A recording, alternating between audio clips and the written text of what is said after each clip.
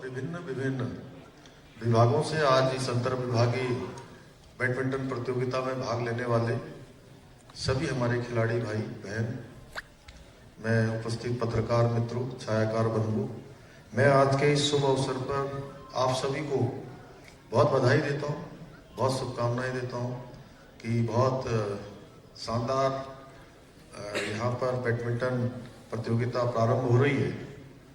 और निश्चित रूप से जहाँ इस प्रकार की प्रतियोगिताओं से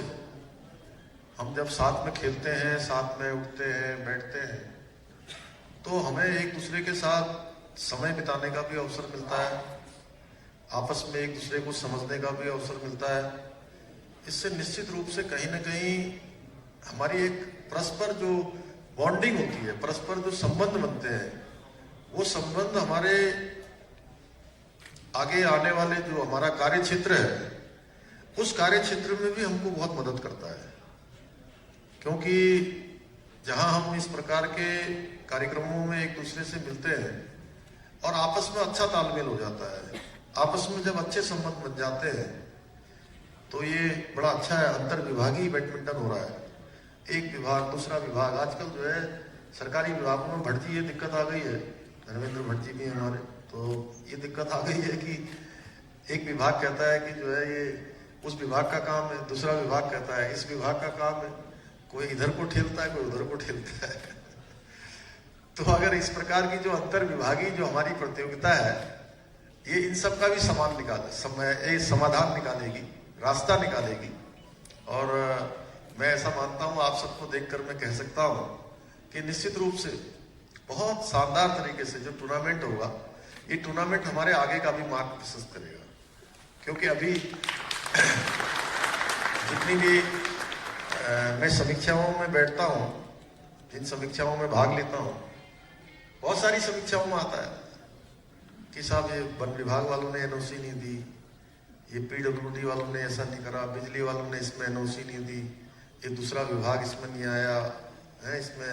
बिजली विभाग वालों ने दी, कोई कहेगा सचिवालय वालों ने फाइल रोक दी। तो ये सब जो है इस प्रकार की प्रतियोगिताओं से यह भी हम लोगों को कहीं ना कहीं रास्ता निकालने का प्रयास करना चाहिए कि हम सब लोगों का ये राज्य है, हमारा नवोदित राज्य है, और भगवान के द्वारा प्रदत्त हमारे राज्य में सभी प्रकार के प्रकृति के द्वारा प्रदत्त हमको सभी प्रकार के प्राकृतिक स्रोत, प्राकृतिक चीजें सब कुछ मिली हुई है। और हम कोई ऐसा कारण नहीं है कि हिंदुस्तान के श्रेष्ठ राज्यों में न शामिल हो। जहां आप देखिए, एक तरफ हमारे यहाँ पूरे 12 महीने प्रभावमान रहने वाली नदियां हैं लगातार, जो केवल हमें ही नहीं, हमारे साथ साथ संपूर्ण भारतवर्ष को कहीं ना कहीं सींचने का काम, कहीं ना कहीं उनको आचमन का काम, कहीं ना कहीं पशुओं के काम, हर प्रकार के काम में वो नदियां जो है अपना योगदान देती है। हमको ये भी प्रकृति द्वारा प्रदत्त है। यहाँ पर देव स्थान है, किसी जगह चले जाइए, कोई ऐसा स्थान नहीं है जिस तरफ को नजर दौड़ाइए वहीं देव स्थान है। इसीलिए इसको देवभूमि कहा गया। 71% हमारी जो संपदा है वो वनों में है, वनों से आच्छादित, नदियों से आच्छादित, पर्वतों से आच्छादित, देवताओं से आच्छादित भगवान का पूरा ये क्षेत्र है। वहीं मैदानी क्षेत्र भी है, पर्वतीय क्षेत्र भी है, दोनों प्रकार के क्षेत्र है हमारे यहाँ। माने अगर सही मायने में जो है, एक तरफ से हम हिमालय राज्यों का भी प्रतिनिधित्व करते हैं, वहीं हम जो भारत की जो एक परंपरा है, भारत का जो भौगोलिक वो स्थान है, उसका भी हम कहीं ना कहीं एक प्रकार से उसका भी प्रतिनिधित्व करते हैं। तो निश्चित रूप से हमारे पास बहुत सारी चीजें हैं। और मैं सच बताऊं तो माननीय प्रधानमंत्री मोदी जी के प्रधानमंत्री बनने के बाद लगातार हमको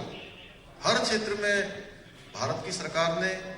हर स्तर से उत्तराखंड को आगे बढ़ाने का काम किया है। चाहे आज सड़कों की बात करें, देखिए आप सड़कें पहले की